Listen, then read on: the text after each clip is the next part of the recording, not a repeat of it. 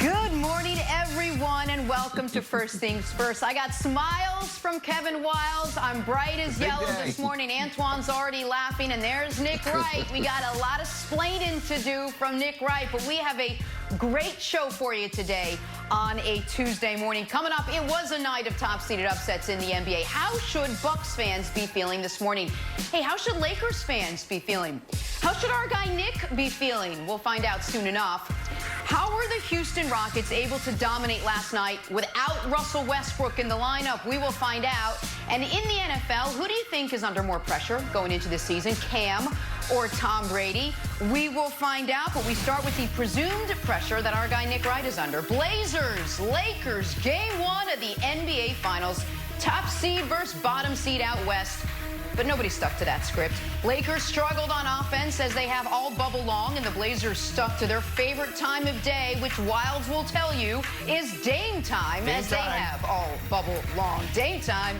Damian Lillard dropping a game-high 34 points, going 6 of 13 from deep. And while LeBron would finish with his 24th postseason triple-double, it was not enough. Blazers take game one of this series. Nick, yesterday I asked you if you were worried about the Lakers heading into the series because of the way they played. This morning I'm going to ask you if you're nervous about the Lakers after game one of the playoffs. What do you think? Yeah, listen, you're asking me if I'm nervous now. I think that what it says on the screen is finally time for Nick to admit. And I'm going to be honest. I resent the implication of the question. Because the implication is I am anything other than fully honest with you, the audience, and you, America. Real quick, listen. I regularly lie to my children. I occasionally lie to my bosses. At times, I even lie to my wife. I never lie to you, America. The most honest 2 or 3 hours of my day are right here. And if I were nervous, I would tell you I was nervous. The reason that not only did last night not make me nervous, last night made me feel emboldened about the Lakers and their potential to easily dispatch the Blazers in 5. I do think to win a series in 5, you do have to lose one game. I think that's how that math works. But also, for the Lakers' chances to win the title is because that was all predicated on one thing more than anything else. And that was playoff LeBron James showing up. And what we saw last night in year 17, when LeBron threw up a stat line that no one had thrown up in the history of the playoffs, 2015 and 15. He actually went 23, 17, and 16, and it would have been 23, 17, and 25 if guys could hit open shots. He had that many great assist chances. Was that, okay, this idea that, LeBron aged in quarantine was nonsense. He played a brilliant offensive game and was very good, as the rest of the Lakers were, defensively in quarters 2 through 4. The Lakers, Antoine, lost last night for 2 reasons. One, they got punched in the mouth in the first quarter, which should not have really surprised anyone, given the fact that they were coasting through the seeding games and the Blazers were playing for their playoff lives. You would expect the Blazers to come out sharper, and they did. That was the Lakers' one bad defensive quarter of the game. And the primary reason they lost is they didn't have a bad three-point shooting night. They had a historically awful three-point shooting night. It was the second worst high-volume three-point shooting game for any team in the history of the NBA playoffs. Is that going to happen again? I say no. Did the Lakers show you they can defend the Blazers in this series? I say yes. And was that playoff LeBron James's music playing all throughout the game? Clearly. So they got to clean a few things up. I think there might be a starting lineup change coming, but it's one that I've been calling for since before they changed the starting lineups to begin with. But am I nervous? Of course I'm not nervous, Antoine. I think you saw the formula the Lakers need to implement. It would just be nice to have a few shots going. Well, Nick, I think you should be nervous. I think that's the wrong approach to take, because this is not the Golden State Warriors of 2-3 years ago where teams were actually scared of them. Portland is not scared of the Lakers, and that's what I got out of last night's game. They're ready for the challenge. They're up for it. They're in great playoff mode. They have an 8-man rotation that plays very well together, late in games. And I'm saying it right now, when he does this to his watch, right now he is the best point guard in the game. Right now, I know it's Steph Curry, Westbrook. We know people like other guys out there, Kyrie Irving. But Dame Dollar is the best point guard in the game. He's the most clutch point guard in the game, late in games. The threes he made, the plays he made. What was more impressive last night was the pass to Carmelo Anthony for the three. I thought in the fourth quarter was even better than him making this long three that we see on the highlight of Anthony Davis. And then also the Lakers got a lot of problems, what I got last night.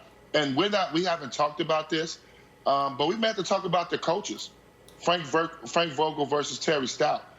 The Lakers right now have to figure out who's going to be in their rotation. You can't get Kentavious Pope goes, I think, 0 for 9. Alex Caruso was like, I think he was 1 for 6 or something like that. So you don't get any production from those two guys. One guy plays 29 minutes. Another guy's played 24 minutes. The Lakers have problems. And I don't know if Frank Vogel has the ability, or is he scared enough to play J.R. Smith and Dion Waiters. This is not the time to try to make guys happy that's been there all year long. You brought these guys in for a reason. You need them. You need them to be a part of your rotation. You need playoff-type guys. And I don't like where the Lakers are at right now. The rotations are. And I also said this Monday, Nick, LeBron James has to score 30, 35 points a game. The numbers are great. They were cute numbers. They were unbelievable. Triple-double numbers. Cute. This is not the series for triple-doubles. This is a series for you to dominate. You have the one mismatch in this series. You have to dominate. It's a 35, 40-point series. It's not a triple-double series. I know it looks good, but he has to put his imprint on the game. Late in games, he has to go to the block. He's coming out pick and roll. I did not like the Lakers' offense the last 6 minutes. It's a lot of threes, a lot of outside play. Get to the basket. Use your power. And he did not do that. So I think the Lakers are in trouble, Nick. It's time to be a little nervous because Portland's not scared, and they're very confident. And that's what I took out of last night's game. No, it's time to be very nervous. It's time to be very nervous. And I'm trying to modulate my happiness, Jenna, because I actually made a mistake. And, Nick, I've been saying for the whole week that there was 5 big reasons LeBron was going to be upset, and I made a mistake. Once I saw the game last night, I've upgraded to 9 reasons that LeBron is going to be upset. And it starts with the same old, no home court advantage. Yeah, it's a lot. No home court advantage. You can't say, don't worry, we're going back to Staples. Not happening. Wolf in 8 seeds clothing, remember, they're not a real 8 seed. LeBron said it, and so did your buddy Kevin Wiles. Unguardable superstar Dame still can't be stopped. Dame's taking shots. You're like, when the ball's releasing out of Dame's hands, I'm like, oh, it's going in. You just feel it. You feel like that's going in. Hey, guess who's starting? Gabriel. Remember I was worried about Nurkic? Melo goes over like, hey, try your best. He's like, I'm going to. He did a great job. Cold depleted lineup. Told you that was going to happen. Nick, I was like, hey, be worried. You're like, no, I'm not worried about it. And then today you're like, they were cold in the first quarter. I'm like, yeah, dude. That's what I told you to be worried about. Clutch Melo, and we got defensive Melo playing on his buddy. JRDMP, what Antoine was talking about. Nick, put your guy in.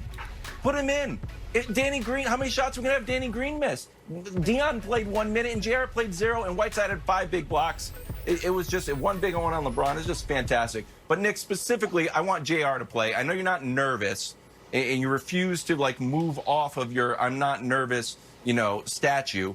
But give JR some time. Can we agree on that? Is that our middle ground? Well, listen, Antoine's point about the rotation is well taken. I would take your crowing this morning a little better if you had any type of courage in any moment prior to today to actually pick the Blazers to win the series. But you have been silent on that front. I see your cute Not little true. box behind you. Oh, it doesn't count. Did you write that in chalk? In the show. You can't. An hour ago? That's great. That's great. You can pick. Wiles is going to invent a new medium of picking series after game 1 of the series. But there are 2 important points. One that I agree with Antoine on and Wiles alluded to, and the other that I vehemently disagree on. The one I agree on is the rotations and whether or not Dion or JR need to be involved. Listen, the moment Avery Bradley went down, I said right here, Alex Caruso should be that starter. Let KCP keep coming off the bench. The Lakers said, when he went down the first time, KCP went in the starting lineup. We were like 13-4. But that five-man lineup the Lakers are starting with, of all 17 of their most played lineups this year, the single worst one is LeBron, KCP, Danny Green, AD, JaVale. And that's the lineup they're starting games with. So that needs to be adjusted. But the point Antoine made, and this point is going to be made by almost everyone today, even from Shannon Sharp to Skip Bayless, no matter where you're at on the LeBron James spectrum, folks are going to say what Antoine said. You've got to be more aggressive. You've got to take over the game. You've got to take more shots. To that, I say you are all wrong, because LeBron understands the goal is not to win game one against the Blazers. The goal is to win a championship. And if they are going to win a title, then Kyle Kuzma, Danny Green, KCP, and most importantly, Anthony Davis have to feel good about where they are, have to see shots going in. It can't just be, all right, listen, I'm good enough to beat the Blazers by myself because they don't have a matchup for me, so I will take over. I will take 35 shots. If they're down 3-2 in the series, then yeah, then at that point he'll have to do that, and he will. But the goal is bigger, Antoine, than this one game.